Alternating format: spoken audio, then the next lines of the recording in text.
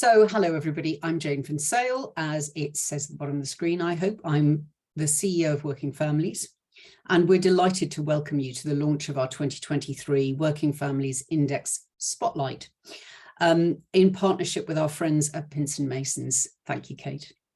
A bit about Working Families. We are the UK's national charity for working parents and carers, and our mission is to remove the barriers that working parents and carers face in the workplace. And we do that in three key ways. We empower working parents and carers through our free legal advice line by supporting employers to improve their flexible and family-friendly practices, and by driving legislative change and influencing policymakers. And for us, what that says is that we have those two views. We get from employers what is possible, and we hear from working parents and carers who are contacting us on our service about what's not actually working. So we are all about practical policy change. And this year's Working Families Index shines a spotlight on working parents on lower incomes from households with an income of £50,000 or less. And we thought it was vital to capture their experience of being on the sharp end of the cost of living crisis, whilst also juggling work and their caring responsibilities. I'm joined today by my colleague, Rebecca Jones. Thank you, Rebecca, our acting head of policy and influencing, who will be presenting the findings shortly. And as I mentioned, I'm also delighted to introduce our panelists, Kate Dodd, Legal Director at Pinsent Masons, and Claire Jones, Senior Employee Relations Advisor, it's quite a mouthful, Claire, at Principality Building Society, who will discuss how employers can support parents on lower incomes. And so without further ado, over to you, Rebecca. Thank you, Jane, and good morning, everyone. I'm so pleased to have this opportunity to share our research with you. I'm just going to share my slides with you now.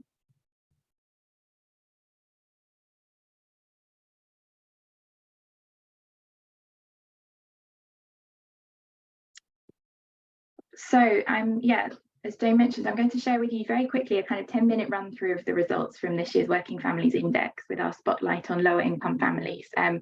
I'll have to go through some of the detail very quickly, but there is, of course, plenty more detail in the report, and I would really encourage you to check that out if you haven't already. The Working Families Index this year, as Jane mentioned, focused on lower income families. We surveyed over 2,000 working parents and carers. Each of them had a total household income of £50,000 or less, and they were also either in insecure work, working multiple jobs on universal credit, or earning under 35k individually. The reason we selected £50,000 for the threshold was that this reflects the 2022 minimum income standards for households with 2 children set by the Joseph Rowntree Foundation each year. So we felt this would allow us to explore the experiences of families with children who have less than what's considered the absolute minimum for a basic standard of living. The survey is nationally representative, and we asked about experiences of childcare, new parent leave, flexible work, and other work patterns. So I'm going to focus on those kind of 4 key areas in our findings today, starting with childcare. So I think probably many of you here will be familiar with the fact that childcare can be incredibly expensive in the UK, and we were really concerned that it's becoming inaccessible for many lower income families. We certainly found that was the case in this research. 6 in 10 of the working parents on lower incomes we've surveyed said that they use less formal childcare than they'd like to, simply because of the cost. 4 in 10 said they use less than they'd like to because there just isn't enough childcare available where they live. And as a result, many working families on the lower income, so 42% of those we surveyed, said they rely on informal childcare, such as grandparents. So with all these challenges around finding and affording childcare, we're concerned to see that this is actually really preventing lower income parents from staying in work and progressing in work. Over 50% of the working parents that we spoke to this year said they'd had to reduce their working hours in order to manage their childcare needs. Another fifth said they'd had to quit the job altogether at some point in order to manage childcare. It seemed that it was mothers, so 58% of mothers, and Black parents, 60% of Black parents, who were particularly affected by the need to reduce their hours in order to manage childcare, with all the knock-on effects in their participation in the labour market that you might imagine. We were also concerned to see that nearly half of mothers, single parents, and those on universal credit said they hadn't been able to apply for new roles due to their childcare needs. So it's really clear to us that the unaffordability and inaccessibility of childcare is having a huge effect on lower income families and their ability to stay and work. You can see a quote from one of our survey respondents here that kind of really sets out the impossibility of this situation for some of the respondents. She says, I was let go from my job. I couldn't afford childcare throughout the school holidays. I work for £9.50 an hour. Childcare here is £11 an hour. How am I meant to pay for childcare that costs more than I'm earning and pay for a household too? It's not just the difficulties around staying in work that result from these childcare challenges, but in fact, the challenges are taking a real financial and emotional toll on many of the lower income families we spoke to. One of the findings from the survey that I found really stark this year was that 4 in 10 working parents on lower incomes have had to go into debt to pay for childcare. We think this really shouldn't be happening. As well, 2/3 of the lower income parents with children under 5 that we spoke to said the cost of childcare has put their family under financial pressure. And nearly half said that their mental health had been negatively affected by difficulties in accessing childcare. So as you can see, a survey respondent explained here, the cost of living and childcare means I've had to put my career on hold. I now work part-time. It will be very hard to catch up even when I'm able to, and the debt we've therefore got into is hugely affecting my mental health.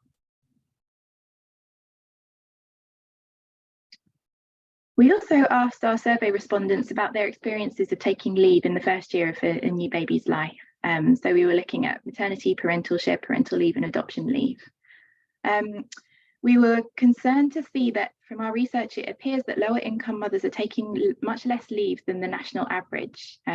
So we found that overall, on average, the working mothers that we surveyed were actually only taking 23 weeks maternity leave or equivalent in the first year of their child's life. The national average, we believe, is 39 weeks. So you can see there's a very stark difference here in what they're able to take. Even if we exclude from that number the mothers who weren't actually eligible to take maternity leave, so because of their employment status, they weren't eligible for leave, the rest of the mothers in our sample were still only taking on average 27 weeks. So again, there's still a real difference in what they're able to take. We also found that 1/5 of working parents on a lower income, and that was 18% of the mothers and rising up to 25% of the fathers, weren't eligible for maternity or paternity leave in the first place. For those who are able to take leave, there's another challenge, which is around low levels of access to enhanced pay and concurrently the low rates of pay for statutory maternity and paternity pay. So only 29% of those we spoke to said they had access to any enhanced leave or pay in their most recent year of leave. And 7 out of 10 mothers and 8 out of 10 fathers who didn't have enhanced pay said they'd taken much less leave than they needed or wanted to due to financial concerns. I think you can see another quote here from one of our survey respondents that explains why this was the case.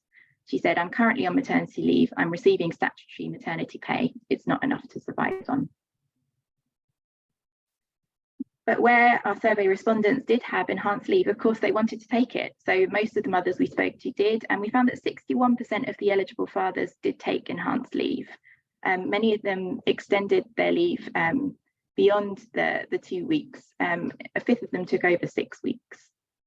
So it's clear that where enhanced leave is available, it's really important to lower income families. The third area we looked at was flexible working. So for families who are in work, we know that with families with children in work, we know that flexible working is hugely important in enabling them to stay in work and to work around their childcare needs. There is a success story here in some ways, we think. So we found that 3/4 of the working parents we surveyed this year said they were working flexibly. That was to 78% of the women and 71% of the men we surveyed. We're glad that's the case. However, there's still many working parents out there without a flexible working arrangement who would like one. So 2/3 of the parents we spoke to this year who didn't have one say they wanted one. And we're concerned to see that parents who are on a lower income, we found, were twice as likely to have an informal flexible working request rejected compared to the average parent that we surveyed in our previous year's index survey.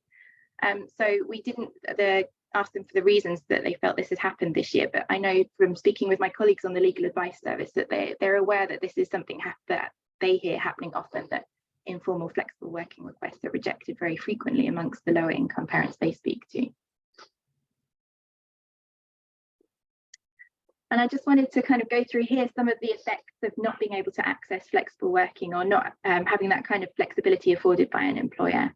So a couple of our survey respondents explained the effect this had had on them. One said, when I returned to work, my application for flexible working hours was denied, meaning I had to drop my hours, work nights instead of days, and later started a second job for the hours I'd lost. The other said, I was denied a new shift pattern to work around my child's nursery. This resulted in my partner having to reduce his hours to part-time. So I think what is apparent here is it's not just flexible working really isn't a nice to have, like not being able to access it is making huge changes to our survey respondents' working lives, their hours, the time they're able to spend with their family. It really is crucial in enabling these our respondents to stay and work.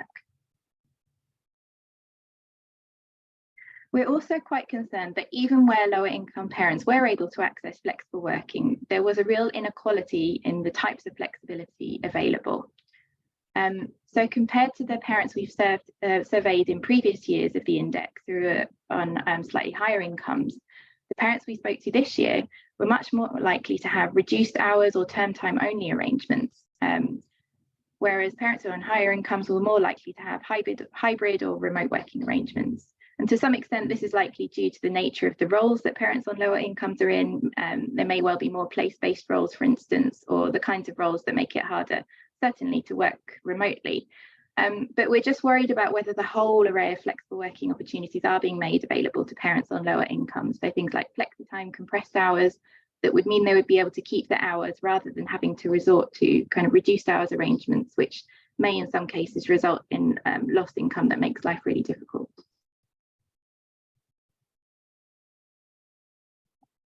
We also found that parents on a lower income who were able to work flexibly had much more positive outcomes. Looking at some of the kind of areas of concern that we looked at earlier, we found that parents who'd had a flexible working request rejected were accepted were a third less likely to have quit their job to manage childcare, were 25% less likely to fall into debt, and half as likely to have had their mental health negatively impacted due to difficulty accessing childcare. So although of course we don't know the causality of this, and we don't know whether perhaps those parents were in a better situation in the first place, it's nonetheless clear to us, I think, from this how important flexible working is in making work and life work for families on a low income. The final area we looked at was working patterns. So we knew already from our previous year's surveys that many of our survey respondents work shifts, and we had a sense this would be even more the case for lower income families, which was confirmed in this year's survey, with 69% of our survey respondents saying they worked shifts. Almost half of the shift workers we spoke with this year said they received 1 week's notice or less for their shifts. This was particularly the case for agency and 0 hours workers. Only a fifth received a month or more's notice. And one of the reasons, of course, that this is so important is that childcare arrangements can be incredibly expensive if they have to be arranged or rearranged at short notice. And the Living Wage Foundation have done some research on this, which has shown that 13% of the workers they spoke to have had to pay higher childcare costs due to short notice. We also asked families about their experience of control over work. Over half of the families we spoke to said they felt almost half, had little control over their work schedules, with women, part-time workers and the lowest earners being most likely to say they had little control. And again, flexible working seemed to be the key here in improving this. So parents who were working flexibly said they were twice as likely to feel they had control over their working arrangements. With almost 3/4 of the parents on lower incomes that we spoke to saying they regularly work beyond their contracted hours, we wanted to find out why. 46% of those said they did so to boost their income. So this is higher than the average family that we surveyed in previous years. It's clear that those hours are important in some cases to be able to make up the income they simply need to live on. But there are also significant numbers who are working extra hours for other reasons, like managing their workload, progressing in their career, or because their manager expected it. So there's clearly still questions around job design to be raised as well. So these are the findings from the survey this year, and we have a whole series of recommendations. Again, I'm not going to have time in this brief session to run through those with you, but they are all featured in the report, so do please check those out if you'd like to know more. But just very quickly to kind of a very brief overview of those 4 key areas.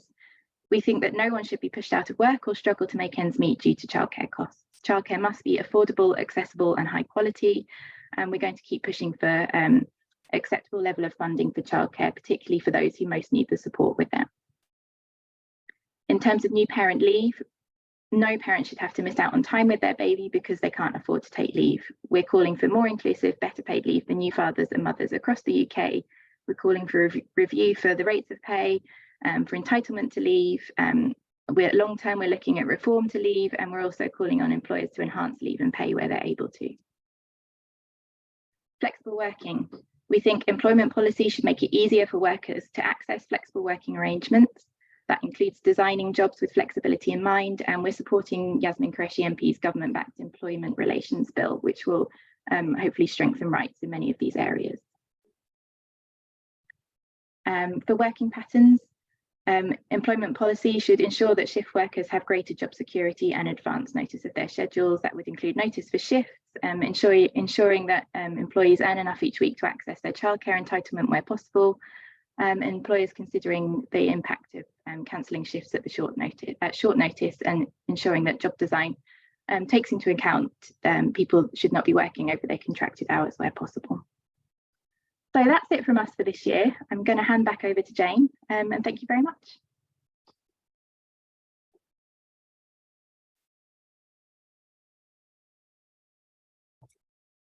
Thanks so much, Rebecca. Really appreciate you presenting that, but also for leading on this really important research. We'd like to also offer some on-the-ground context from working families. As Rebecca mentioned, and as many of you know, we run a free legal advice service for parents and carers around employment rights and in-work benefits. And you may also be aware that 40% of universal credit claimants are in work. So what has really struck us about the research was how much it's resonated with the experience of the parents and carers we hear from every day. 7 in 10 of the people who got in touch with us earned below the minimum income standard in the last financial year. 91% of our Black helpline users were on a low income. 30% of our helpline users were single parents, with a staggering 96% of these on low income. And we often hear from parents who find childcare unaffordable to the extent that they're going into debt, even with the provision of the 30 hours. And our benefit queries have exploded as a result of the cost of living crisis. Our small team has helped calculate nearly £100,000 in unclaimed benefits for our service users, which is around £5,000 a year per person, which is an extraordinary accomplishment. But much more needs to be done to ensure that parents on lower incomes can thrive at home and at work. And that's what we're going to discuss today. So thank you, Rebecca. I'm now going to introduce our partner, Pinsent Masons, Kate Dodd, who's going to take a couple of minutes to introduce herself and share why our event and these issues that we're covering are important to her. So before we dive in, I'd like to hand over to Kate, our partner for the index, who would like to say a few words. I think I've just repeated myself. Sorry, Kate. That's good, don't worry. It's wonderful to be introduced twice, so thank you, Jane. Hi, everybody, and thank you so much for having us. I'm Kate Dodd. I'm a legal director at Pinsent Masons, which is a global law firm. We're really proud to have sponsored and partnered with working families this year. It's a topic that's incredibly close to our hearts in terms of an employer who is obviously very focused around families and also social mobility. And really, the findings of this year's report, I think, are incredibly sobering. At Pinsent Masons, we are a purpose-led business. We have been for the last 5 or so years. And what that means is that we're really committed to making business work better for people. So for our own people, we're really committed to making flexible working work and having ensuring that accessible childcare isn't necessarily the preserve of the financially comfortable. We do work to support families, and also a lot of work with our local schools, and we have partner schools around the globe. And really, we have a big focus also on inspiring young lives. So we can see how valuable this is, and actually reading the report itself, understanding those lived experiences of people, you realise the impact on families of not having accessible childcare, of having to leave work or go part-time, and the impact, of course, that struggling financially has on not just the financial well-being of a family, but of course on mental health, well-being, the impact on children. And it's absolutely it's something that we absolutely all have to take responsibility for. So we were really delighted to be able to partner with you on this report, and also really grateful to be on the webinar today to share some thoughts and some ideas about what people might do. Thank you. Many thanks, Kate. Just for the audience, if you could please pop any questions that you have into the Q&A, not into the chat. It's going to make it easier for us to pick up those questions. And we will take those questions once the panelists have spoken. I'm going to now, I'd like to ask each panelist a couple of questions, one question at a time. They will each have 5 minutes to answer. I've already chatted to them about keeping it to 5 minutes. And so if you see me lurking in the corner, then you'll know those 5 minutes are up. The questions have been given to them in advance, so they've had time to think about them. So Kate and Claire, over to you. So the first question, we're going to start with you, Kate. And then I'm going to move over to you, Claire. So Kate, at Pinsent Masons, what are the challenges your clients face when balancing the financial needs as an employer with those of their people?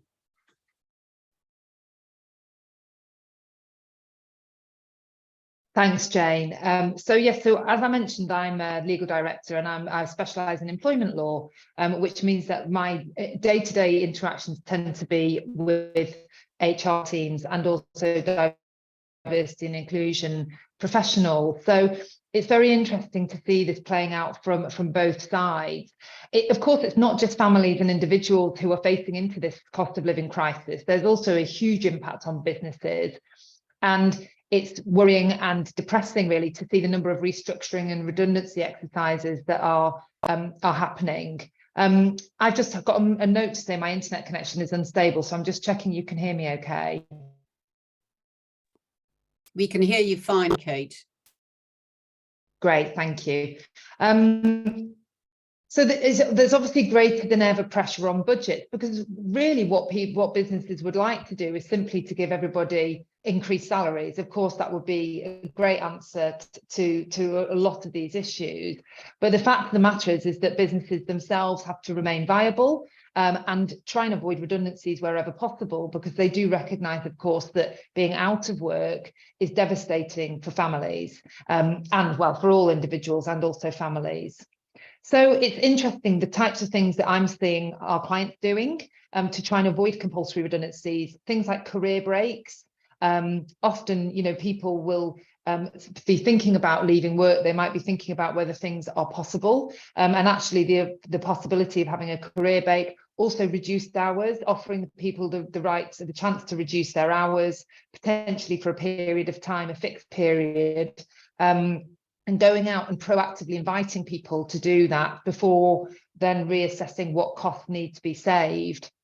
I mean, the issue of pay rises is huge. I mean, all the strikes that we're subject to at the moment in the UK are obviously mainly driven by pay. And there's no doubt that there is a huge pressure on employers to keep up with inflation. But actually, if it's not financially viable, then of course employers really just need to be honest about this.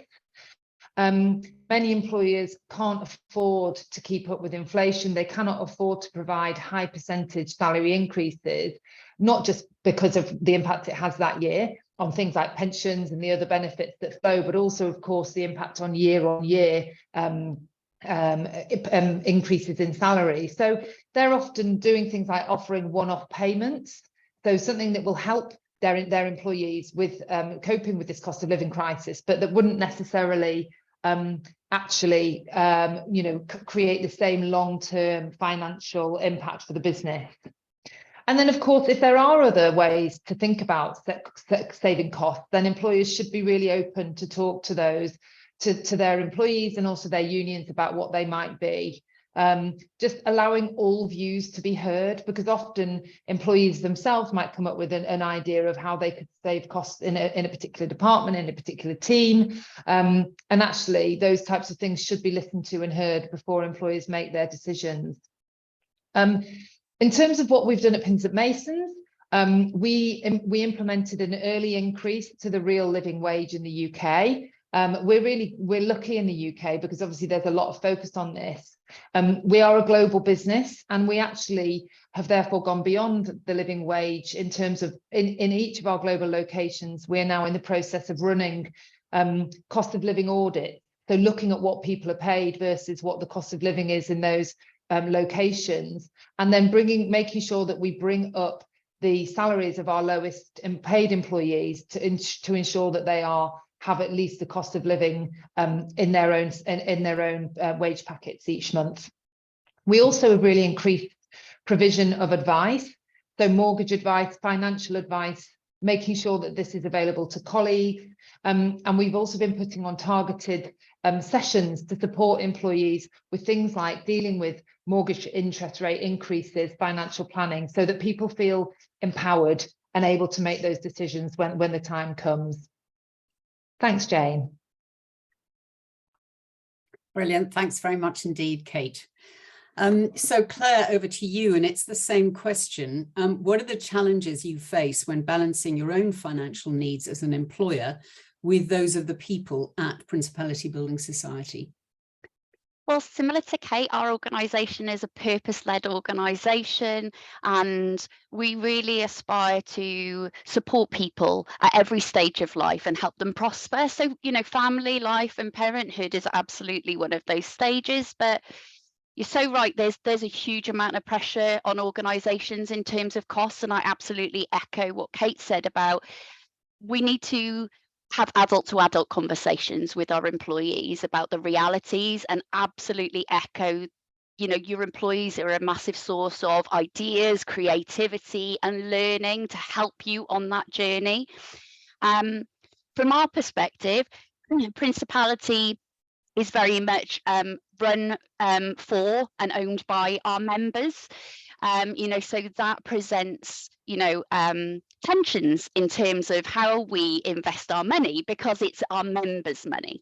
The interesting spin on that is that I'm also a member and a colleague, and that's the same for a lot of our employees, and maybe the same for you if you have share schemes or what have you. But there's always going to be that tension, and as someone who's worked in the voluntary sector, the use of public monies or money that's been given is a real challenge in terms of how you spend. But I think also as employers, there's lots and lots of employers doing different things and approaching this issue and challenge in different ways. And I think what can sometimes happen is that places pressure on you as an employer to replicate what other organisations are doing. And I think I would really emphasise it doesn't mean it's right for your organisation and for your people.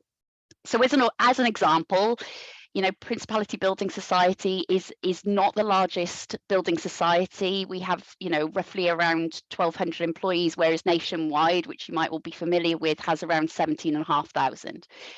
But sometimes there's a comparison because we're both building societies, but, our level of assets, deposits, customer numbers, employee numbers, is vastly different. So as an organisation, I think sometimes our employees can come to us and go, well, X organisation, who we see as your competitor, is doing something around this. That's what you should be doing too. And I think organisations really need to take a breath in those moments, and employers, and think, is that the right thing for us? Is that going to have the impact that we want? So as an example, Kate mentioned about the pressures on income. and finances, because effectively the money that people have going out of that is increasing as inflation increases, the prices increases, utility costs increases, everything increasing at the moment. But there can be unintended consequences to that. And I want to talk about that particularly because we're talking about lower income households. So if, for example, you do a one-off payment, that significantly increases an employee's income in that month. So what that can do, if you're not careful, the unintended consequence of that is the people who will most benefit from that are actually detrimented and can end up in a net loss situation, because you've given them more money and now their benefits being withdrawn or reduced. Their debt payments are automatically increasing. So it's not just thinking about the lovely idea, it's thinking about how does that actually work? How is that actually going to work when you put it into practice? And is it actually going to achieve what you're hoping to achieve? Because the danger of things like one-off payments is actually those on, in your lowest paid roles are actually going to be detrimented in many ways in that moment by that. And would it be better to invest that money in something else? I think, look, I can't not talk about the pandemic. The pandemic was, and certainly for someone working in human resources, something I will never forget. And for me, what that's created is a legacy of debt for families. We saw situations like Kate mentioned, you had increased redundancies and layoffs. We didn't experience that in Principality. We worked really hard as an organisation to be financially resilient to protect our employees. But employees don't exist in a bubble. They're part of a family network. So we have people's partners and family members, losing their jobs, experiencing that increased financial pressure, and they don't exist in a bubble. So they were experiencing it too. We saw mortgage arrears increases. We were applying mortgage holidays.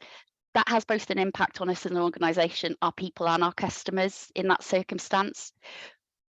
But because of the unique nature of our business, we actually had to recruit a lot more in the pandemic, because as mortgage arrears increased, the need for more support from our organisations in those circumstances were needed. So we really needed to think about how we went about it. And absolutely putting more money can help. But I also want to just mention sometimes it's just changing what you're already doing. So, for example, we complete credit checks being a financial services organisation and recognise that we couldn't maintain our stance that you had to have a clear credit check when you came into the organisation, because that isn't the reality of most people's lives at the moment. So we changed our risk appetite. We focused on not just looking about where we invested money, but removing barriers that made it difficult for people to increase their earnings at Principality, maintain and sustain their earnings at Principality, access flexible working, be able to even join the organisation, because we removed barriers that prevented particularly individuals on lower incomes from joining our organisation. And there's so much more I can say, but I've got a slight feeling that I'm going to be over time and I could talk all day about this, so I'm going to just pause it and hope that my next question comes off the rest of the things I'd love to say. That's brilliant, Claire. Thank you so much. So Kate, I'm going to go back to you now. I've kind of got myself lost in my script. Advice to other employers to support people. Yeah. Brilliant. Thank you so much. No, not at all. I've done it myself many, many times. Yeah, so this question was around what advice we would give to other employers looking to support their people and who weren't sure where to start. So I've answered this with a Pinsent Masons hat on, but also with my employment lawyer hat on. So, and my diversity and inclusion hat on in terms of what we see as being kind of best practice. So I think the first thing to remember is the cost of living crisis is impacting people in many different ways, and one size is not going to fit all. So the very sobering findings of this report relate to low income families, and it's easy to kind of dismiss low-income families as something that, oh, that's not very many families. Actually, it's a huge number of families, because it's any family with an income of less than £50,000. Now, the average income of somebody who is working 40 hours a week and they are at the top of the national minimum wage is £21,670 a year. So even if you've got two people in that family earning minimum wage, you're still seen as you're still classed for the purposes of this report as a low income family. And of course, single parent families are going to be even more impacted on this, because they're still facing the same hikes in food, in energy, in housing, but obviously only with one one salary. And it's really sobering. And I say this because, of course, preparing to come on a webinar, you do lots of extra reading, you do lots of, I love a podcast, and I ended up listening to podcasts around even just about the number of families, working families, who are losing their children to the care system due to poverty, the impacts of poverty, the direct impact, but also the impact that it has in terms of the behaviours that poverty can drive within a family, etc. So it's really shocking, and this is going to be impacting people in every single organisation. And of course, you've also going to have well-off employees, or employees who are well paid, who have been able to maintain a standard of living based on the very historically low interest rates. And there are huge reports that no one could have missed about the levels of mortgage repayments increasing. Back in December last year, the ONS reported that monthly repayments on an average detached house had increased by 60% in that year. So an average repayment on a mortgage has gone up by 60%. And that was then. I'm sure it's even worse now. So for people who have got debt, they might have cars on leases, they might have all sorts of different calls on their income. You will have highly paid employees who are also really struggling through this. And also, as the time goes on and more people's mortgages expire, that's only going to increase and get worse. So what, of course, this means in practice is a huge number of families facing into financial crisis. So what can you do? The first thing is to be really clear and concise. So decide what support you're offering, look at how far you can go, and then put it somewhere that people can find it. And funnily enough, Claire, I remember when we first went into the pandemic, we had a portal with all of our mental health support on it in one place, all of our information about the pandemic, have it in one place so that people can find it. And at the moment at Pinsent Masons, we've got a portal, a financial wellbeing portal with all the information that could possibly be relevant in one place, because people are stressed and they're worried and they don't want to have to be scratching around on the internet to try and find things. And then the second types of things is formal changes to policy. So change flexible working to make it available from day one. Don't wait for the legislation, because it probably will never come. Providing subsidised childcare if and where you can. Then also, of course, the no and low cost things you can do. So financial advisors, maybe bring on a financial advisor on site for 1 or 2 days a month and let people book in appointments with them. Changing your hybrid rules. How many of you have got a minimum 3 days in the office rule, for example? And if people are struggling, then they're going to be struggling potentially with transport costs. So could you flex your hybrid working for this period of time to make it available for those who need it to come into the office less? Also, of course, allowing your employees to flex their hours. Those really awful and really sad kind of sound bites from the report just showed how people were having to give up work or go part-time because of their childcare issues. Do you have employees who could work in the evening? Could they work at weekends? Could you be more flexible during the school holidays so that people are able to do their job, which is what they want to do, but also look after their childcare and try and reduce those childcare costs?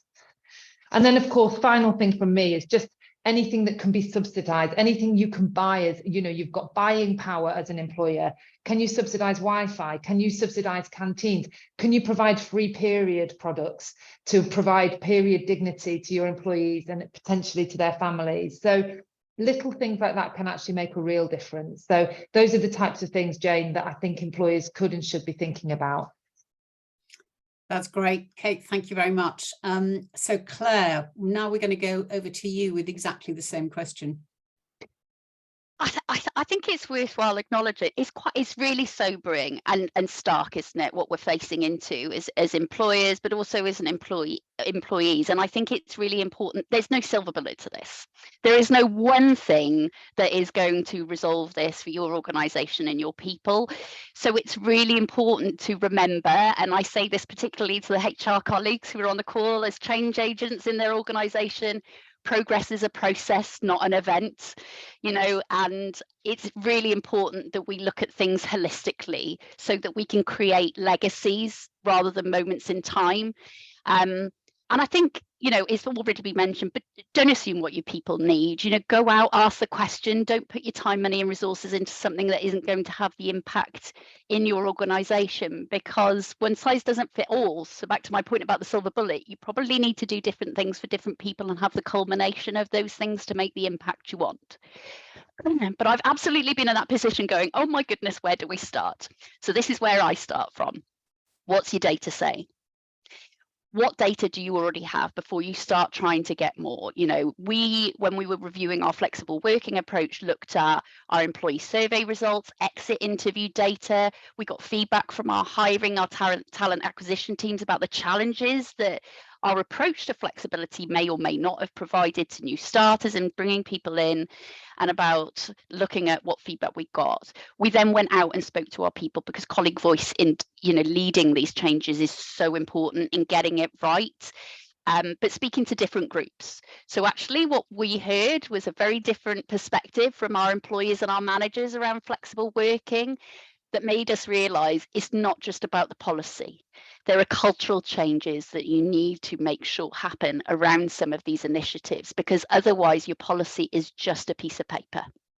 So you need to make sure that the cultural changes around it are supported. And that's why we needed to work with our managers to highlight the impact that flexible working, show them examples of how it can work, before we put into place a new flexible working policy that took away the eligibility requirements. Were day one, we've removed any restrictions on the number of requests, because oh my goodness, in the last couple of years we've learned life can change really, really fast for people, and we want to move at pace with that. We don't have people saying why they need flexible working, because it's not relevant. If we can do it, we can do it. And also we changed our approach to come from the point of yes, rather than, I think from my perspective, the legislation drives policies that support employers to say no, and that's not what we're about. We want to help to create a fairer society, and that isn't putting barriers in place for people to get flexible working. I want to just amplify in this moment something a colleague said to me in the last couple of weeks that really knocked my socks off and made me think, oh my goodness, this is all worthwhile. This is the impact. Around our approach to flexible working, someone said, because of the change in the culture, because of the change of the policy, for the first time in 10 years since I had my child, I have been able to work full time, because I've been able to do it in a flexible way that worked around. And that individual talked to me about how that increased income from being able to work full time had positively impacted their family in very, very real terms. That's the impacts we want to see. I'd also highlight, you're not always going to get it right first time, and be honest about that. Be honest about the fact with your employees, you're learning together. We're learning how, both of us, to get through the cost of living crisis. Actually, we need your feedback about things we put in place so that we can tweak them and adjust them. So almost our mantra within my team is listen, learn, adapt. Listen to what's being said, learn and put things in place, and then review them and adapt them to make sure you're getting it right and you're adjusting, because again, your organisation is evolving and is going to change, so those things might need to adapt for your people and your organisation. So very, very quickly, before Jane tells me off because I'm going over time, I've got 30 seconds, so I'm going to give you some examples in super fast time about some of the things that we've done in Principality. So around support for financial well-being, we, like Kate, have got a wellbeing hub, but it looks at financial, physical and mental well-being, because the realities are 1 in 4 people, according to Money and Pension Service, lose sleep over money worries. So, it's a holistic approach. We've raised awareness of services we already had, like access to a financial advisor through our employee assistance service. We've also been really clear on our stance as a financial services organisation about, if you come and talk to us as an employee that's struggling financially, how we're going to support you. We've improved financial resilience through bringing forward pay review. I know, Jane, I go in, move quicker, moving employees quicker from the minimum to the median of our salary grades faster than we do from the median to the upper grades to help those lower paid employees. We've developed preferential products because we're in a position to do so, like preferential mortgage rates, savings to help with financial resilience. But critically, I think we as organisations can mitigate the pressures on income for our people, like introducing benefits where people can get food off utilities, food, different costs, flexible working approach, and adjust your position. Sometimes the way you have always worked doesn't work anymore, like our approach to adverse credit doesn't work anymore. We have to get credit checks as a financial services organisation, but how we do it and our appetite for what comes into that can change. So the challenges present opportunities for us to do things bigger and better. Right, I'll take a breath. Thanks, Jane.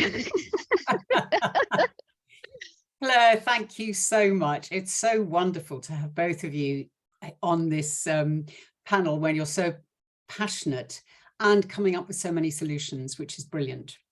I wanted to ask if Rebecca could come back onto the chat because we've got a question for her. So we're going to now move into the general questions that have come in from the audience. And the first one is, Rebecca, somebody's interested to know, if we know the answer, why it might be that lower income parents are twice as likely as average to have their informal flex request rejected. Do we understand the mechanisms?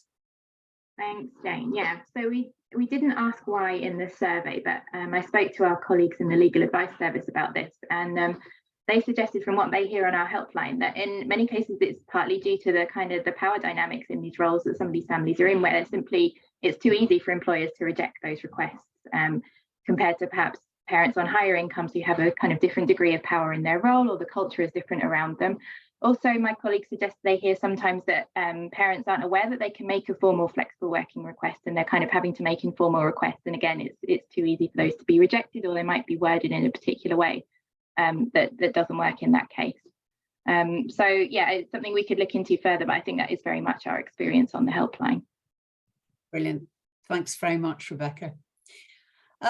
And now the next question is from Ruth, who says that she's really interested in the way that flexible working options fit or are presumed to align with particular job types. What's the most innovative application of flexible working that you've seen, and how can employers rather be encouraged to see what is possible? Claire and Kate, over to you. I'll jump in quickly, and Claire, over to you afterwards. I think that the most innovative thing I think I've seen my clients do is just to start every flexible working application with yes. So presume yes, and Claire, I know you've adopted that at Principality, because there is so much kind of, oh no, that can't be done, this can't be done, etc. So I think starting with yes helps really to change mindsets. And also to give it a go. I always say to my clients, if you've got a flexible working application that you're not sure is going to work, then the best way to prove that, if you believe that's not going to work, is a trial, which can sound quite negative. But what normally then happens is they do have a trial, and lo and behold, of course, it works. So I think starting with yes is really important. But I do actually also think that you have to train line managers, because HR can have the starting from yes policy and know exactly what you're doing and really encourage others, but actually having a training session with managers to help them see the benefit of flexible working in terms of engaging, attracting, retaining staff, and then what starting with yes actually looks like, I think is absolutely vital.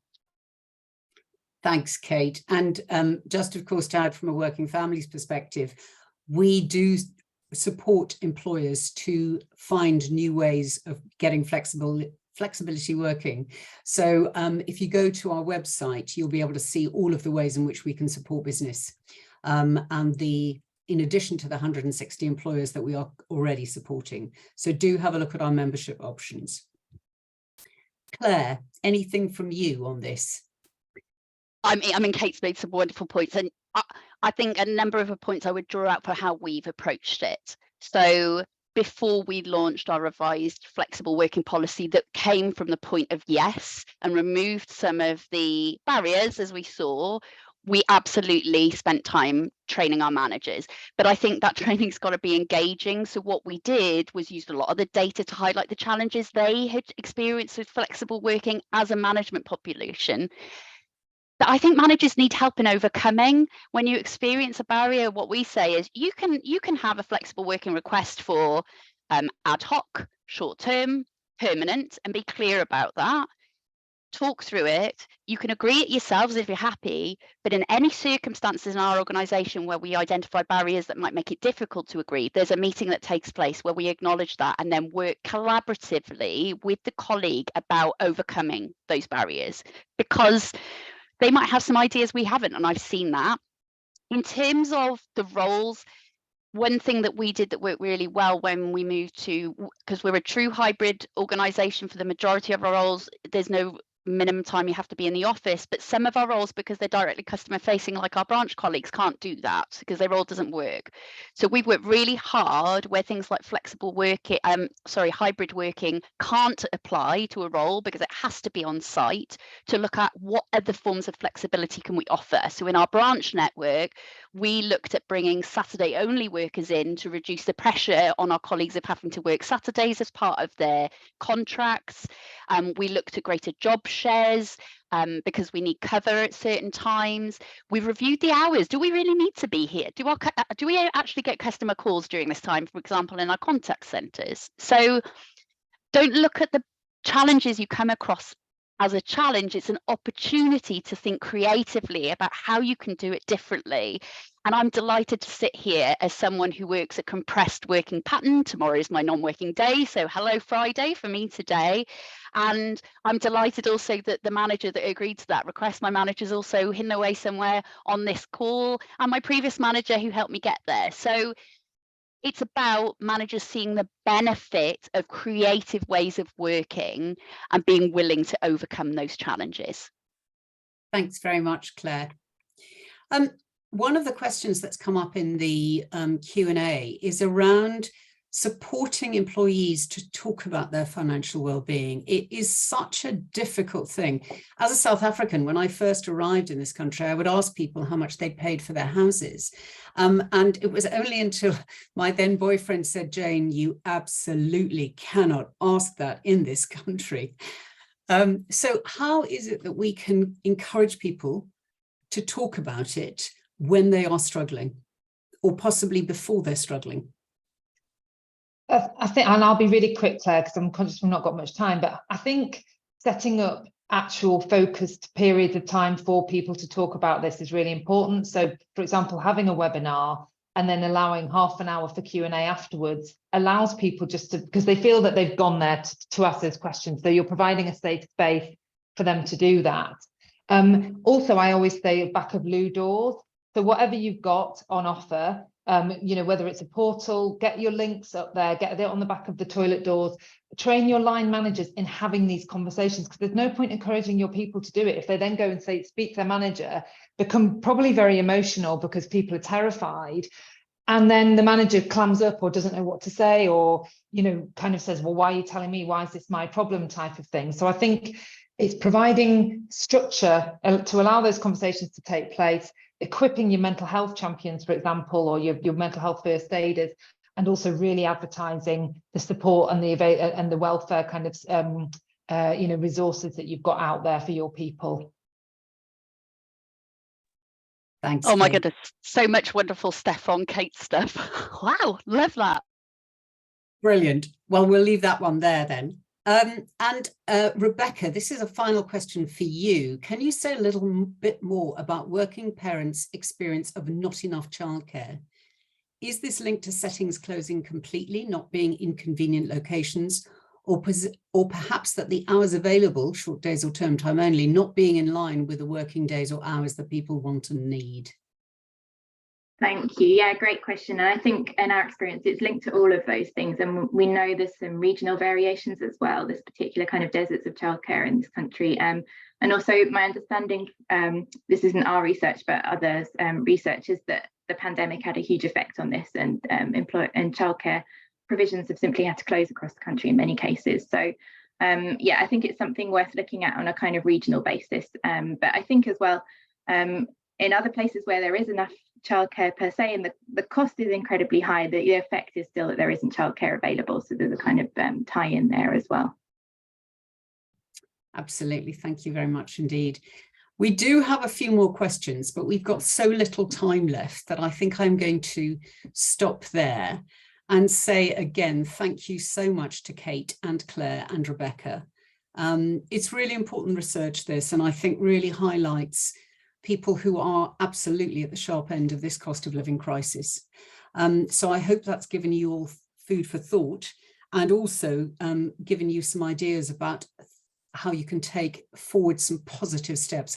I love that thing about putting the information on the back of a loo door. That really works for me. Everybody, thank you so much for joining us today and for the fascinating discussion on this important topic. We will be sending the webinar recordings out to all of you, and we encourage you to share it with colleagues. For the HR and D&I professionals in our audience, we do offer an employer membership scheme. I plugged it earlier. I'm plugging it again. Our team are amazing. They really are extraordinarily helpful. We also offer training and consultancy. I always think line managers have a really rubbish deal sometimes. They're promoted but aren't necessarily given the support they need to be able to do that people management, or the resourcing of the humans, as I've heard it called. And we do want to support your journey towards a more flexible, family-friendly culture. Please look out for our follow-up email for more information. I've been really heartened by both Kate and Claire as employers, the ways in which they have found to support their colleagues. I love the idea of the collaboration, ask people, and of course we would absolutely echo with any kind of flexible working request. Trial, trial, trial, and tweak. So this has been absolutely brilliant. Thank you all very much indeed. Thank you, Rebecca. Thank you, Claire. Thank you, Kate. And thank you, everybody, for joining us. It's been absolutely brilliant. Thank you.